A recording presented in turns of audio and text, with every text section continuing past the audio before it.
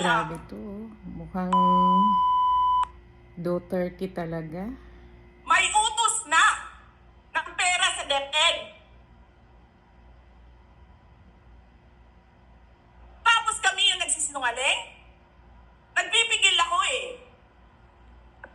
Kasi gusto ko lang magtrabaho. Gusto ko lang tapusin nyo na yung show ninyo dyan sa House of Representatives para makabalik na kami sa trabaho namin.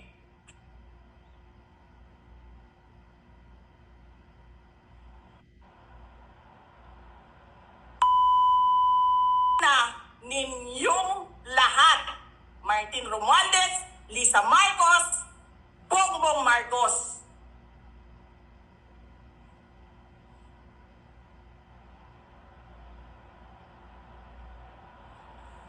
Ginigit-git nyo yung mga tao ko dyan sa envelope na yan. Lisa Marcos, naalala mo? Nagpadala ka sa akin ng video?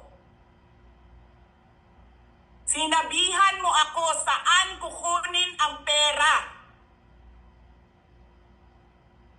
Pinakita mo ang muka ng tao doon sa video message mo.